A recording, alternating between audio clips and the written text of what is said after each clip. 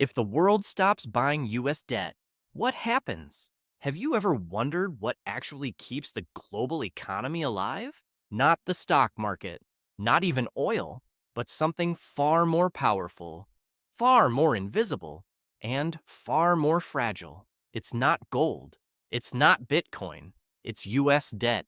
And if the world ever stopped buying it, everything you know about money, jobs, and power would change overnight. This isn't a conspiracy theory. It's simple math and history. Because every empire has one thing in common. They rise on credit, and they fall when that credit runs out. And right now, the cracks are starting to show. The heartbeat of the global system. Let's start with what US debt actually is. Every time the US government spends more than it earns, which happens every single year, it borrows the difference by selling Treasury bonds. These bonds are basically IOUs from the American government. You lend the US money today, they promise to pay you back later with interest. Simple, right? But here's the catch. The US has been borrowing so much for so long that it now owes over $35 trillion. That's trillion with a T, and the only reason this system still works is because the world believes the US will always pay it back. The trust that built an empire. For decades, US debt was the safest investment on earth. It was backed by the strongest economy, the most powerful military, and a track record of never defaulting. Foreign governments, banks, and investors bought trillions in treasuries, not just to make money, but to store trust. Japan, China, the UK, oil-rich Gulf states, they all park their savings in US bonds. Because if you're holding US debt, you're holding the closest thing the world has to risk-free money. That trust became the foundation of everything. Global trade, the banking system, even your mortgage rates. The dollar became the world's currency, not because of magic, but because the world trusted American debt more than anyone else's. But what happens when that trust fades? The cracks in the system. For the first time in modern history, that trust is starting to erode. Countries like China and Japan, once the biggest buyers of US debt, are quietly stepping back. China's holdings have fallen to their lowest level in 14 years. Japan's are shrinking too, and it's not just them. Nations around the world are diversifying, buying gold, buying euros, buying anything that doesn't have US Treasury stamped on it. Why? Because they see what's coming. The debt spiral. Every year, the US borrows more just to pay interest on what it already owes. It's like using one credit card to pay off another. At national scale, in 2000, the US spent about $220 billion a year on interest payments. Today, it's over $1 trillion and growing fast. That's money not spent on roads, healthcare, or defense, just interest. The government can't stop borrowing. It needs to borrow to survive. And that's the dangerous loop. The more it borrows, the more it must borrow just to keep up. But that loop depends on one thing, that someone, somewhere, still wants to lend them money. What if they don't? Imagine one day, global investors decide they've had enough. They look at the US debt chart, the deficits, the politics, the inflation, and say, no more. They stop buying treasuries. At first, the government would just raise interest rates to attract new buyers. Higher rates mean higher returns, a stronger incentive. But there's a limit, because as rates rise, the cost of existing debt explodes. And when that happens, the entire system starts to strain. This domino effect. Here's what would unfold. Step by step. 1. Interest rates skyrocket. The US would have to offer higher yields to lure investors. That means borrowing gets more expensive for the government, for businesses, and for you. 2. Bond prices crash. When yields rise, bond values fall. That wipes out trillions from retirement funds and global reserves. 3. The dollar weakens. As faith in treasuries fades, so does faith in the dollar. Import costs rise. Inflation spikes again. 4. Markets panic. Stocks tumble, Borrowing freezes. The US faces a financial shock, not from a bank, but from its own debt. 5. Global ripple. Because everything is tied to the dollar. Trade, commodities, energy. The shock spreads worldwide. In short, if the world stops buying US debt, the global economy catches fire. The end of cheap everything. You might not think this affects you, but it does. Every mortgage, car loan, and credit card in America is indirectly priced off US Treasuries. When yields rise, your payments rise. Businesses stop hiring. Stock portfolios shrink. Housing stalls. The entire structure of cheap money, the thing that made modern life so comfortable, collapses. Because for decades, the US borrowed like there was no tomorrow, and tomorrow may finally be showing up. The new power players? So if the world stops buying US debt, who replaces it? That's the trillion-dollar question. Right now, countries like China, Russia, and Saudi Arabia are building their own systems. Trade networks that don't rely on the dollar. They're making deals in yuan, in rubles, even in gold. It's called de-dollarization, and it's slowly gaining momentum. They've seen what happens when one country controls the global credit system. They want out. But here's the twist. Even they can't escape it completely, because the US dollar still powers 80% of global trade settlements. That's the paradox. Everyone wants to leave the system, but nobody can afford to go first. The fragile faith. At the end of the day, the US doesn't back its debt with gold or oil or land. It backs it with belief.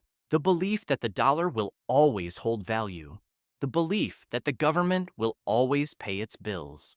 The belief that America's economy will always bounce back. That belief is the foundation of modern finance. But if belief breaks, the system breaks with it.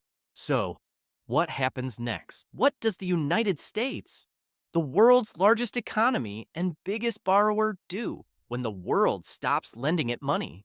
The answer isn't simple, but it's not theoretical either, because it's happened before. Just not on this scale. The historical echoes. Throughout history, every superpower has reached this point. The British Empire in the early 1900s, Spain before that, Rome before that. Each one built its dominance on debt, financing wars, expansion, and influence until the bill came due. When confidence vanished, their currencies collapsed. Inflation surged, their power faded. The same forces that build empires eventually bury them. And the question hanging over America today is simple. Can it escape the cycle? Or is it next? The immediate fallout. If global buyers pull back from US Treasuries, the first shockwave hits the bond market. Treasury yields, the interest rate the US must pay, would skyrocket. The cost of borrowing would explode. Think of it like this. Right now, the US government can issue debt for around 4 and 5% interest. If demand dries up, that could double, or worse. The government would suddenly owe hundreds of billions more in interest every year, just to keep the lights on. And since taxes can't rise fast enough to cover it, they'd have two options. 1, borrow even more, digging the hole deeper. 2, print more dollars, which means inflation. Both roads lead to pain. Inflation, the silent default. Printing money sounds like an easy fix until you understand what it really does. When the government prints dollars to buy its own debt, it's not solving the problem. It's quietly stealing value from everyone holding dollars. That's inflation. It's a hidden tax that punishes savers and rewards debtors. And it's how countries throughout history have defaulted without ever admitting it. They pay you back, but with money that's worth less. That's the soft default the US could use to keep the illusion alive. The debt gets repaid on paper, but the real value evaporates in your wallet. The global shock. If US debt lost its appeal, the shock wouldn't stop at America's borders, because the entire global system is built on it. Banks hold treasuries as collateral. Central banks use them to back their currencies. Corporations use them as safe assets for cash reserves. If those bonds fall in value, the world's balance sheet breaks. Liquidity, the lifeblood of finance, would freeze. It would make 2008 look like a warm-up act. And because the dollar is still the world's reserve currency, no country could escape the impact. Global trade would slow, stock markets would convulse, and confidence, the most important currency of all, would disappear. The dollar dilemma. Here's the paradox. Even if the world wants to move away from US debt, there's nowhere big or stable enough to replace it. The Eurozone is too fragmented. China's markets are too controlled. Japan's economy is already overleveraged. That's why, every time crisis hits, investors still rush back to US Treasuries because even a shaky empire feels safer than chaos. It's not faith in perfection, it's fear of alternatives. That's the irony of global finance. The system resents the US, but it still depends on it.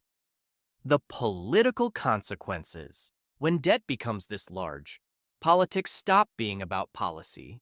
They become about survival. Every election turns into a spending war. One side promises to fix it with cuts. The other side promises to fix it with taxes. Neither can, because the truth is, the US government is trapped. If it cuts spending, the economy slows. If it spends more, the debt grows. That's why the debt ceiling fights in Congress keep getting worse. They're not debates. They're symptoms of a system that knows it's running out of road. What this means for you. Let's bring this home. Literally, if the world stops buying US debt, your life changes overnight. Mortgage rates could double. Car loans would soar. Credit card interest would climb into the stratosphere. Retirement funds tied to bonds would lose value. Stocks would tumble as the cost of capital spikes. It's not just numbers on a screen. It's the price of everything you touch. And it's not just about wealth. It's about opportunity. Because when borrowing dries up, growth dies with it. Fewer startups, less innovation, slower progress. Debt doesn't just fund government, it fuels ambition. When that fuel disappears, so does momentum. The American response. Of course, the US wouldn't just sit and watch. It would fight back. Economically, diplomatically, maybe even militarily. It could pressure allies to keep buying treasuries. It could weaponize trade deals. It could use the same power it's always used, influence and fear. Because losing control of the global credit system doesn't just threaten its economy, it threatens its dominance. And no superpower in history has ever given that up peacefully. The inevitable reset. Every financial system reaches a breaking point, and when it does, something new replaces it. The question isn't if the US system resets, it's how. Maybe it happens slowly, through inflation, new currencies, and gradual diversification. Or maybe it happens suddenly, through crisis, panic, and collapse. Either way, a reset is coming, because no empire, no currency, and no credit system can expand forever. History doesn't care about politics. It only cares about math, and the math says the US cannot borrow infinitely in a world that's starting to say no. The new world order. When that reset comes, the winners will be those who understand what's really happening and prepare for it. A new system could emerge. One built on digital currencies, decentralized trade, or multipolar finance. The dollar may not disappear, but it may share the stage. Global power would shift from the borrower to the lender, from the debtor to the disciplined. And those who adapt early, individuals, investors, nations, will rise in the new order. Because when the old system collapses, it doesn't destroy wealth. It transfers it. The final truth. The world runs on trust, and for nearly a century, that trust has been priced in dollars. If the world ever stops buying US debt, it won't just be the end of an economic era, it'll be the end of a psychological one. The illusion that debt has no consequence. The illusion that tomorrow will always pay for today. When that illusion breaks, reality returns, and it won't be kind. But for those who understand it, For those who prepare, it'll be the greatest financial reset in modern history, because the end of one empire's debt is always the beginning of another's opportunity. So when the world finally stops buying US debt, don't panic. Pay attention, because the next global power and the next generation of millionaires will be built in the ashes of that moment.